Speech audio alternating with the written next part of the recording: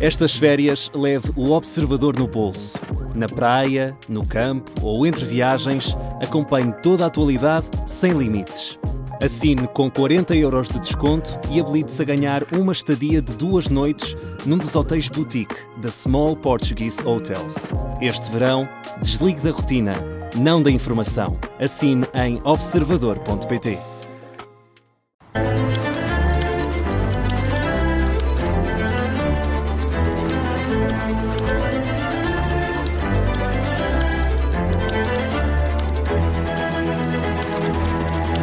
Com o mês de julho já em andamento e o português suave não para, ainda que à distância. Às vezes o Marco vem para perto de mim, outras vezes fica mais longe. Marco, olá, bem-vindo mais uma vez. Olá. Tudo bem, eu hoje estou longe porque estou aqui a preparar uma viagem, já vamos falar disso daqui a pouco, mas cá estamos sempre perto, pela voz. Hoje vamos falar do Mundial, um pouco do Mundial, e vamos acabar a falar de filosofia, mas não se assustem, há pessoas que ficam muito assustadas com a filosofia, porque por acaso eu acho que sem razão, porque é interessante. E acham que é aborrecido, não é? Sim, enfim, eu digo quanto a isso que todos os temas podem ser aborrecidos ou não aborrecidos, dependendo da forma como nós olhamos para eles, não é? Mas pronto, vamos começar pela língua das notícias, em que vamos falar aqui de um país que esteve nas notícias por causa do Mundial. Vamos avançar.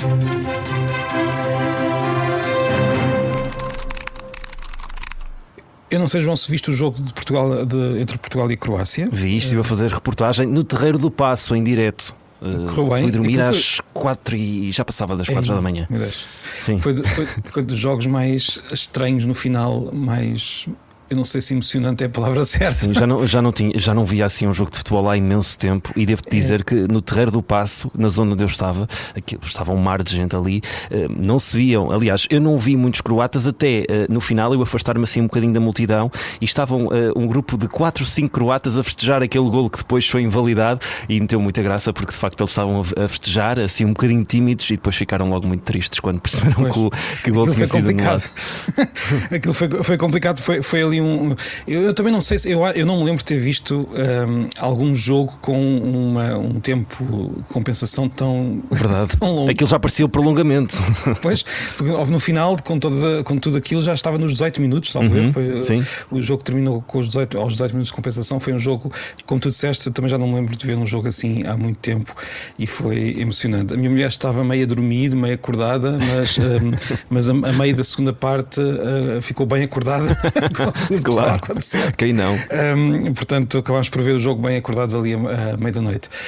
Enfim, eu estou a falar disto porque obviamente nós lembramos bem do jogo, mas também porque temos aqui eu não sei se as pessoas que estavam no Terreiro do Paço estavam a reparar nisso ou não.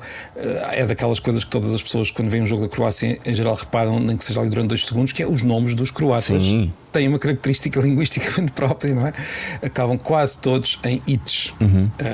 Pronto, e aqui o que eu queria explicar rapidamente, já deixámos a Croácia para trás, vamos avançar para os espanhóis, não é? Mas já que jogámos contra a Croácia, eu queria só explicar onde é que vem aquele ites.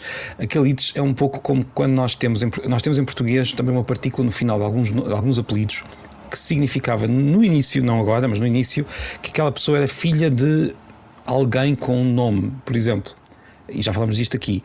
Henriques era o filho de Henrique. Portanto, Afonso Henriques era Afonso, filho de Henrique. Nunes, Marques, Antunes era o filho de António. Portanto, aquele ites da Croácia é também a mesma coisa. Quer dizer que no início, quando aquele nome foi formado, era o filho de alguém. Portanto, aquilo é um nome que significa filho de... É uma partícula que significa filho de... Só que no caso deles abusaram, não é? Abusaram com a partícula, porque é em quase todos os apelidos, mas aquilo tem a mesma origem, não é a mesma origem, mas funciona de uma forma parecida com o nosso es em Henriques. Depois, pelo que eu percebi, ao tentar investigar um pouco esta partícula croata, aquela partícula também servia para fazer diminutivos, o que quer dizer que parece-me, e se algum croata me estiver a ouvir, confirma ou desminta-me ou explique melhor, mas parece-me que para um ouvido croata aquilo no fundo é o inho português, É como se nós estivéssemos a ouvir um jogo e todos os jogadores fossem Antoninho, Nuninho, Francisquinho, porque em certa altura no croata Ronaldinho, exatamente. No fundo, em certa altura no croata o diminutivo também serviu para fazer os tais patronímicos, ou seja, nomes que mostram qual é que é o nome do pai ou da mãe, nesse caso matronímico. Não sei se ficaste esclarecido, João. Sim, estava aqui a ver a seleção da Croácia. Há muitos inhos. Há o Livakovic, Stanisic, Modric, Vlasic, Pasalic e Suzic. Há muitos aqui. Podia continuar. Acho que é daquelas coisas em que nós reparamos. Não sei, eu também estava agora a ver, eu não fui confirmar o dado factual, mas eu estava aqui a olhar para notícias e para comentários. E espero que não morda a língua amanhã depois do jogo com a Espanha, mas parece que desde 98 que todas as seleções que eliminaram a Croácia. É verdade, isso é verdade. Isso aconteceu no último Mundial em que venceu a Argentina. A Croácia foi eliminada nas meias finais pela Argentina, que depois venceu, e já aconteceu em mais anos, portanto... Sim, pelo que eu percebi, desde 98 todas as equipas que eliminaram a Croácia acabaram por ganhar o Mundial. É assim, isto é bom presságio, porque há aquele episódio dos Simpsons em que também se fala muito e que culminou com essa vitória para Portugal. Agora há este dado muito importante, portanto, olha, a minha esperança está lá em cima. O argumento final, porque assim nós tínhamos Nostradamus, não é? O grande previsor do futuro. Nostradamus falhou várias vezes, é uma ilusão, mas eu acho que os Simpsons não. Os Simpsons são, na verdade, o oráculo mais certo que nós temos em todo o mundo. É o nosso guia do futuro. Pode ser que ganhemos o Mundial. Vamos avançar para o mapa da língua.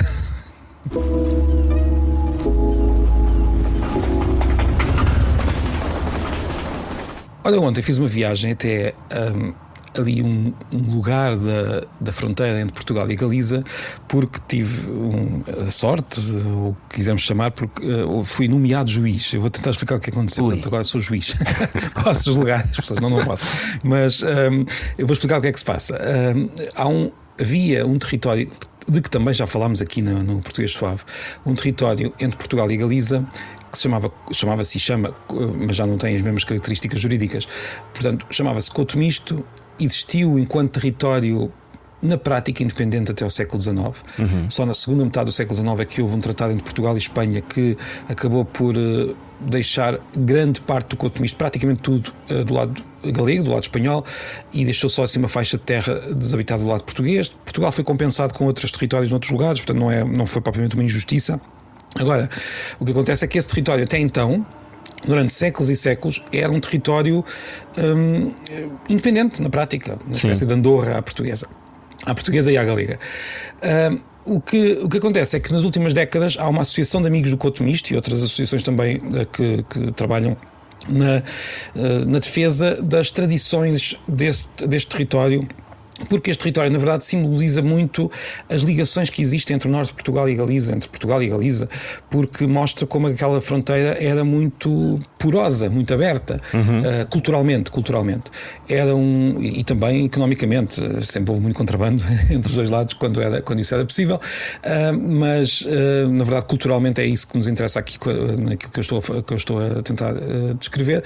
Havia tradições antigas que estão a ser recuperadas, e então os habitantes deste Couto Misto, que hoje são 3 aldeias, todos os anos, no primeiro domingo de julho, ou seja, no primeiro sábado de julho, ou seja, ontem, fazem uma cerimónia, portanto, realizam uma cerimónia que abrem uma arca, onde estavam antigamente, agora já não estão esses documentos, mas estão outros, uma arca que representa os direitos daquele território. As pessoas não pagavam impostos a nenhum dos reinos, não tinham de fazer serviço militar, funcionavam como um pequeno país separado. E essa arca é aberta nesse sábado, e são nomeadas 3 pessoas ou instituições todos os anos como juízes honorários.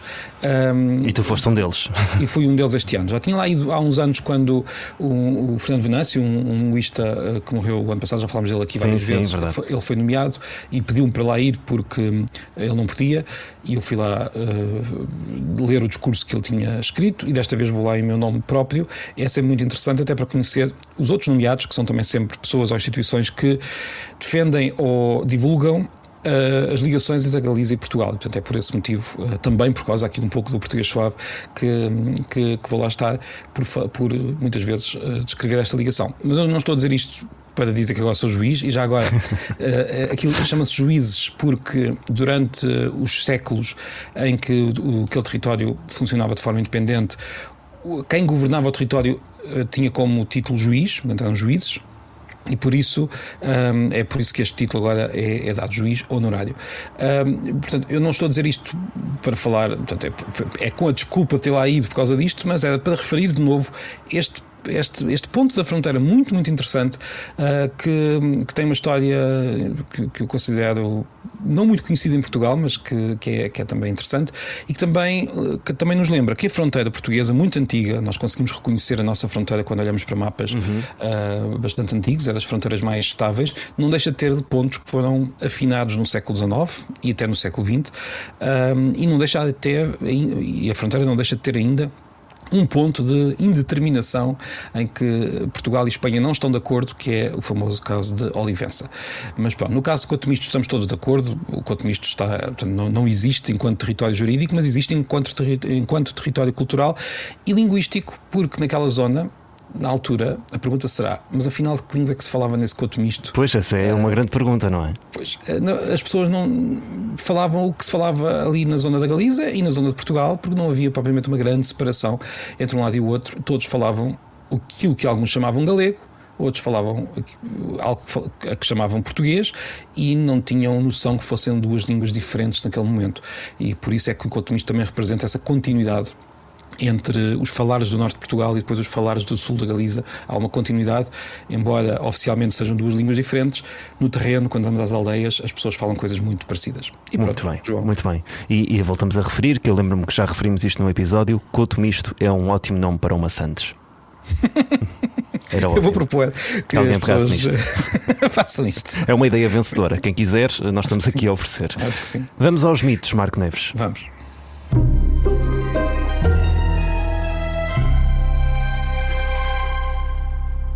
Às vezes vale a pena fugir um pouco do tema da língua. Eu sei que este programa é sobre língua, não é? Mas eu li um artigo curioso na revista Economist. Aliás, eu li um artigo sobre os índios e fiz um vídeo sobre isso, e foi um estardalhaço de comentários, mas nem vou voltar a esse tema. Mas nessa mesma revista li um outro artigo muito interessante sobre a inteligência artificial, que é agora o tema que todos, claro, quase inevitável, e também sobre filosofia. Porque, pelo que descrevi o artigo, e depois no final isto vai ter uma pequena ligação à língua, como veremos.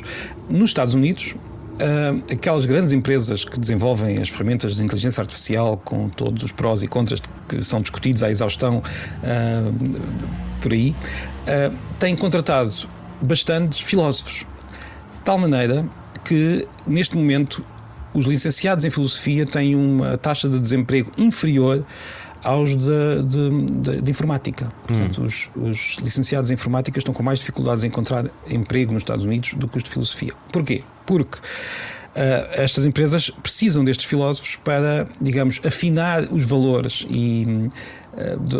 da inteligência artificial, para testar, para pensar, para tentar que aquelas ferramentas que todos nós estamos a usar não prejudiquem a humanidade, que não prejudiquem os utilizadores. É uma tarefa difícil, enorme, gigante, difícil de compreender, mas a verdade está a ser feita por filósofos que estão a ser contratados por estas empresas. O nome do artigo era engraçado, era Computo Ergo Sum, em latim, portanto, computo logo existo. E eu só trouxe isto aqui porque mesmo por exemplo, a área da linguística, que muitas vezes as pessoas olhavam para esta área, para a área das línguas e da linguística com desdém, não é? Pois, mas também é uma área que tem sido, principalmente na área da linguística, muito importante para o desenvolvimento de muitas ferramentas tecnológicas nos últimos anos. Portanto, às vezes as necessidades de conhecimento humano estão em áreas que nos anos parecem estar a ser preteridas e noutros anos acabam por voltar a ser muito úteis. Eu digo, da minha parte, que nestas questões da curiosidade humana e do conhecimento humano, a grande motivação é sempre a curiosidade, ou seja, querer saber mais, mas de vez em quando este conhecimento acaba por ser também bastante útil em momentos ou por razões que eram imprevisíveis. Foi o que aconteceu aqui no caso desta recente e surpreendente necessidade de filósofos nas empresas de informática dos Estados Unidos. Uma notícia muito interessante esta, que nos leva aqui a pensar um bocadinho, não é? Sim. Sim, o mito, na verdade, aqui desta secção é esta ideia de que muitas áreas são inúteis, outras são úteis. Nós nunca sabemos exatamente de onde é que vem a utilidade de cada uma das áreas. É verdade, é isso mesmo. Marco Neves, vamos avançar para a tua sugestão nos livros. O livro da semana.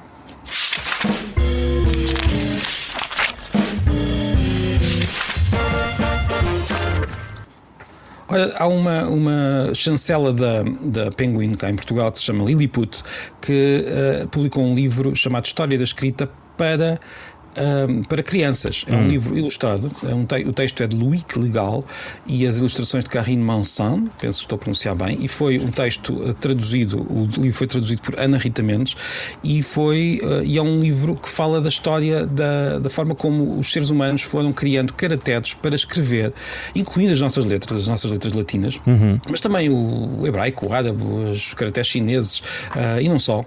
E também a história da forma como a escrita foi evoluindo ao longo dos tempos. É um livro não muito grande, portanto não é assim uma história muito densa. É dirigido aos mais novos, Marco Neves? Não cheguei a perceber. Exatamente. Ou os adultos também podem ler? Eu posso ler? Podem ler. Todos nós podemos ler e ver isto. mas é um livro, eu estou aqui a folheá-lo, pronto, estamos na rádio, não dá para mostrar, mas ouviu-se as folhas a andar. Exato, estou aqui a folhear e espero que se ouça, e eu sugiro que este livro esteja nas casas e nas mãos das pessoas que têm crianças e mesmo as que não têm crianças, que vejam o livro, que é muito, muito interessante e muito bonito. É a minha sugestão desta semana. Para a semana, digo já que a minha sugestão vai ser um livro que não é para crianças, que é um livro para maiores de 18 anos. Fica já ficarás a saber. Com essa descrição, pronto, Marco Neves sempre aqui é ótimo nos teasers, ou como ele diz, em jeito de antecipação. Exato. Bem, ficamos então, por aqui. À semana veremos. Exatamente. O episódio de domingo fica por aqui, mas já sabe, dúvidas são esclarecidas à quarta-feira no nosso episódio extra. Marco Neves, há um e-mail que os ouvintes podem usar e abusar, não é? portuguesuave@observador.pt. Sim, e um número que também podem usar para enviar os áudios, mensagens de voz ou também mensagens escritas. A tarefa de dizer o número para ti. Não é? Pois. É muito bom dizer o número. É o 910024185, 910024185. Marco Neves, um grande abraço e até quarta-feira. Até quarta.